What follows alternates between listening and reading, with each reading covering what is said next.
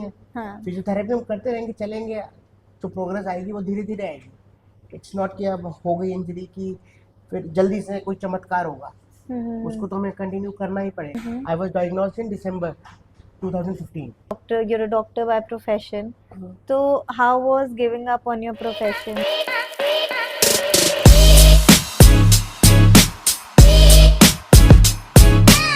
Hi everyone, welcome to another episode of Unbroken Voices, a podcast where resilience meets rehabilitation.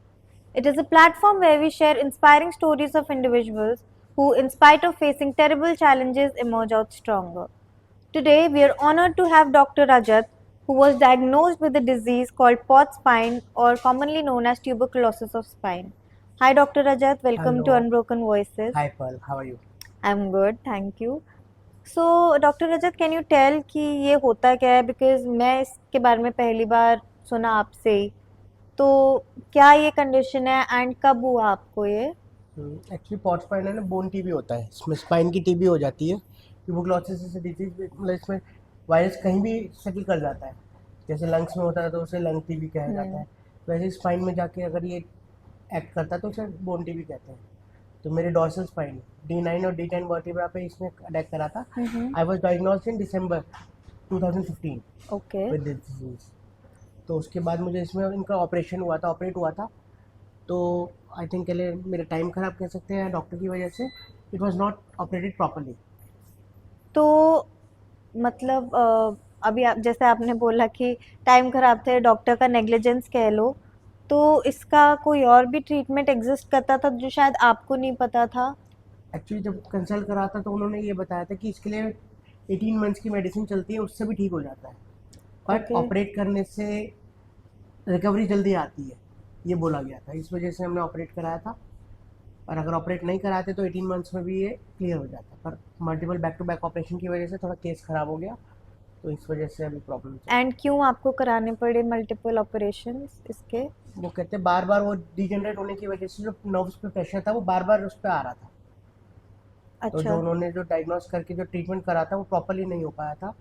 उन्होंने implant तो डाल दिया था, पर उसके टाइटेनियम केज होता है, हाँ. उन्होंने वो प्लांट नहीं करा था। तो मे बी डॉक्टर्स की नेग्लिजेंस की वजह से एग्जैक्टली, हाँ। ये आपका केस ज़्यादा खराब हो गया. एंड सिंस देन क्या क्या चैलेंजेस आपने फेस करे हैं फिजिकली, मेंटली? फिजिकली जो एक स्पास्टिसिटी, एक टाइटनेस होती है, उस प्रॉब्लम मोस्ट कॉमन प्रॉब्लम है, उसने मुझे सबसे ज़्यादा परेशान करा।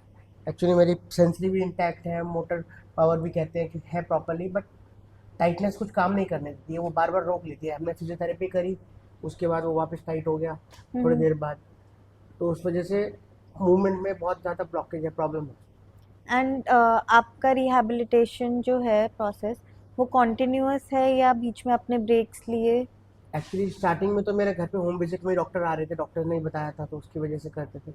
फिर 2017 में जब मेरा ऑपरेशन यहाँ पे इंडियन स्पाइन में हुआ था, उससे पहले हमने Indian spine physiotherapy centre join करा था, हमने यहाँ पे ओके. करने लगे थे। फिर डॉक्टर से डायग्नोस करके मतलब डॉक्टर से फिर से बात करी थी, तो उन्होंने बताया कि प्रॉब्लम है, एक ऑपरेशन और करना पड़ेगा। इंडियन हाँ स्पाइनल. जी, ओके. 2017 में मेरा 4th ऑपरेशन हुआ था। एंड वो ऑपरेशन करना क्यों ज़रूरी पड़ा वही आपको? जो मैं बता रहा था आपको, टाइटेनियम केज डलता है, वो अच्छा. अब तक तीनों ऑपरेशन में किसी ने नहीं डाला था। जो पहले ऑपरेशन ओ. दो हुए थे ओ. मेरे फरीदाबाद में ही हुए थे, IBS फरीदाबाद में। ओके. थर्ड ऑपरेशन मेरा अपोलो में हुआ था, उन्होंने भी नहीं डाला। उन्होंने भी नहीं डाला. All right. फोर्थ ऑपरेशन में उन्होंने टाइटेनियम केज डाला था, जिस वजह से कंप्रेशन बार बार नर्व्स पे ना हो। एंड तब भी आपको नहीं बताया गया कि इस मे बी उस टाइटेनियम की केज की वजह से कोई रिकवरी आएगी या लेग्स में मूवमेंट कुछ? डॉक्टर छाबड़ा ने ऑपरेशन करा था, तो डॉक्टर साहब ने कहा था कि इसका रिहैब करिए, रिहैब के बाद आपको पावर जल्दी से जल्दी आ जाएगी। तो वो पावर आई या नहीं है? एक्चुअली उसके बाद काफ़ी चीज़ें मल्टीपल हुआ है। जैसे 2020 में कोरोना आ गया था, कोरोना हाँ. से पहले हम थेरेपी कर रहे थे, काफ़ी प्रोग्रेस थी। कोरोना के चक्कर में हमने थेरेपी छोड़ दी थी, छोड़नी घर पे पड़ी. चली गई। तो साल डेढ़ साल घर पे रहे तो थेरेपी हमने करी नहीं। उसके बाद फिर टाइटनेस की वजह से पॉस्चरल चेंजेस, और वो बैठे रहे तो उस वजह से वो हो गया था। रिहैब बीच में हमने स्टॉप कर दिया था, इस चक्कर में सेटबैक आ गए थे काफ़ी। Oh. All right. And maybe because of that break in your rehabilitation process, उस रिकवरी वजह से नहीं. हाँ, रिकवरी में काफ़ी डिले हुई थी। All right. So Dr. Rajat, you're a doctor by profession. So how was giving up on your profession like for you? Was it a difficult thing to main do? Setback तो actually यही था कि problem मुझे जो हुई है spinal cord injury, अगर थोड़ी पहले डायग्नोस हो जाती Mm-hmm. तो इतनी मेजर ड्रास्टिक इसमें प्रॉब्लम नहीं आती, क्योंकि जनरली इस केसेस में पहले डायग्नोस हो जाता है तो मेडिसिन से काम हो जाता है, तो उसमें इतनी दिक्कत नहीं आती, मतलब इतने मोटर फंक्शन में प्रॉब्लम नहीं होती। पर ये हो गई थी क्योंकि लेट डायग्नोस हुआ, इम्यूनिटी सही थी, जब बिल्कुल ही लास्ट केस में पहुंचा था तो ये एकदम से इन्होंने पैरों ने काम करना छोड़ दिया था।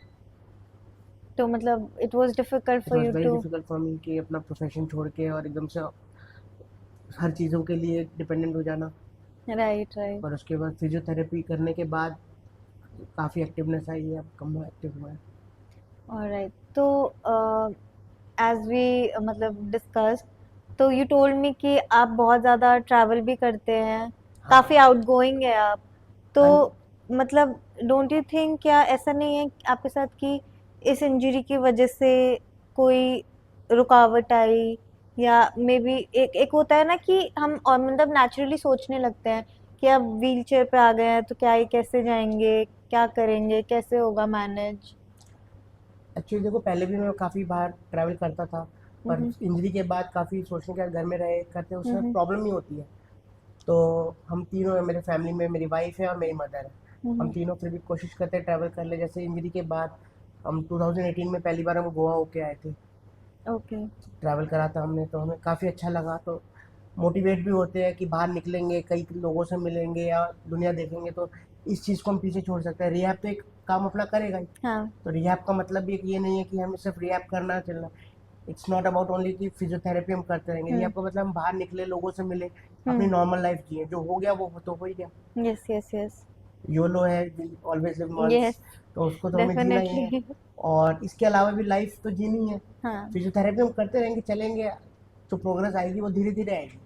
इट्स नॉट कि अब हो गई इंजरी की फिर जल्दी से कोई चमत्कार होगा, उसको तो हमें कंटिन्यू करना ही पड़ेगा। तो उसके बाद हमें लाइफ भी तो जीनी है, लाइफ के साथ हम उसमें चल रहे हैं। राइट. तो हम उसके बाद गोवा होके आए थे, फिर हम नैनीताल गए थे, हम जिम कॉर्बेट गए, हम जयपुर होके आए हैं, और हम KSNR के साथ अभी रिसेंटली, जो हम वाइल्डेस्ट ड्रीम में भी पॉसिबल नहीं कर सकते थे, हम वैष्णो मास्टर देवी. वैष्णो देवी के दर्शन करके यस आए हैं। Yes yes. तो उससे भी हमें काफ़ी मोटिवेशन मिली है कि हाँ, कि सब कुछ करा जा सकता है इसके बाद। I really love how high spirited you are. तो एक चीज मेरे को पूछनी थी कि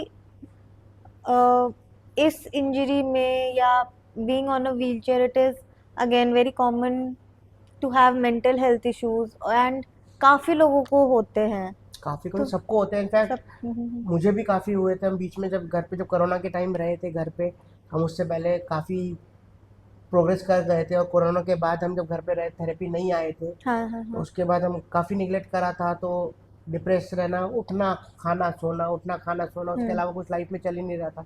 घर में भी बात करते थे तो बात कम होती थी, लड़ाई ज़्यादा होती थी। हाँ. जैसे मदर ने कुछ बोला, वो मैंने सुना नहीं, उसके ऊपर एंग्री रिएक्ट कर गए, वाइफ ने कुछ बोला तो रिएक्ट कर गए। तो वो चीज़ें, एक तो वही बाद में यही समझ आई, खाली दिमाग शैतान का घर होता है। अगर हम कुछ नहीं करेंगे और उल्टी सीधी बातें सोचेंगे तो नेगेटिव थॉट्स आएंगे ही आएंगे। और अगर हम जब अच्छी की तरफ बढ़ते हैं, हम फिजियोथेरेपी करते हैं, हम लोगों से मिलते हैं, हम बाहर निकलते हैं, टू बी वेरी फ्रैंक, तो हमें उस चीज़ को पता चलता है कि नहीं, लाइफ रुकी नहीं है, हॉल्ट जरूर लगा है, it just a hurdle in your way. तो हम आगे बढ़ेंगे तो वो काफ़ी अच्छे तरीके से हम हैंडल करना हैंडल चाहिए। कर लेंगे. राइट. क्योंकि अगर हम लड़ेंगे, बैठेंगे, करेंगे, उसका कोई फ़ायदा नहीं।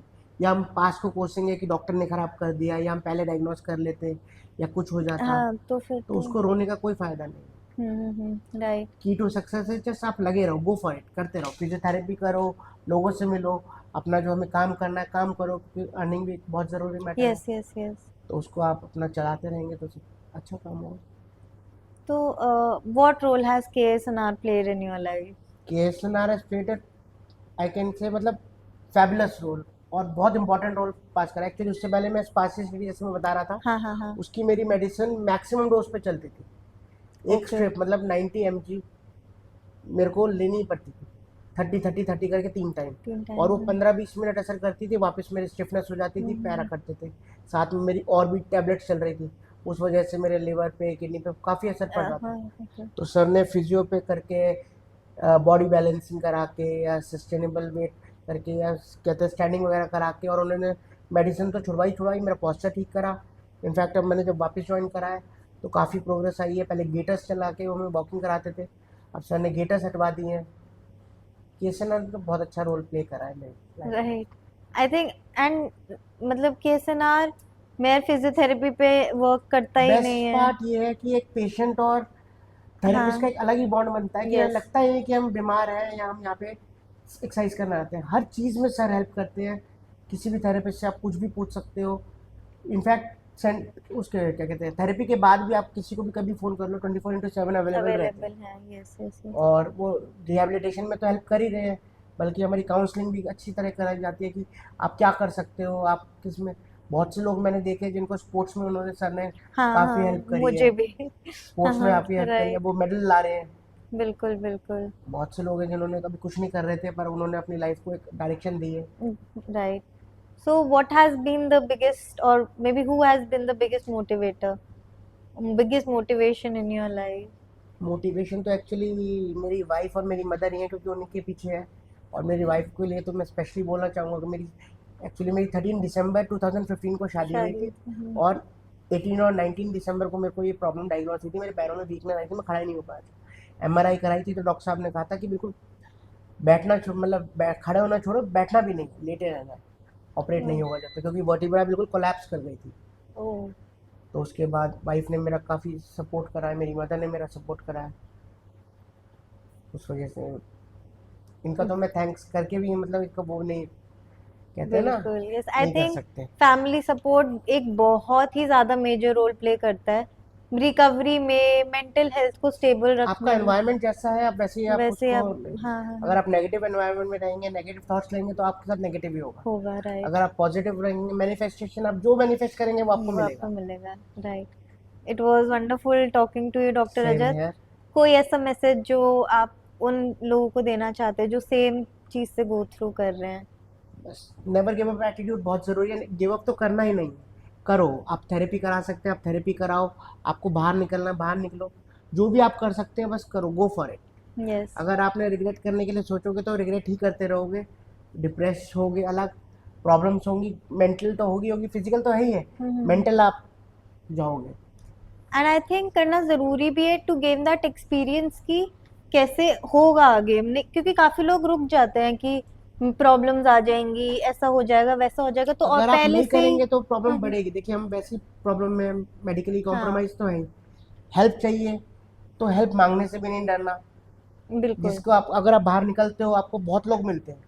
अगर आप खुद नहीं कर सकते, आप किसी से हेल्प मांगोगे। India is a very friendly country, आप एक हेल्प के लिए बुलाओगे 4 लोग आते हैं। बिल्कुल। तो हेल्प मांगने से नहीं डरना, बाहर निकलने से नहीं डरना, बस गो फॉर इट।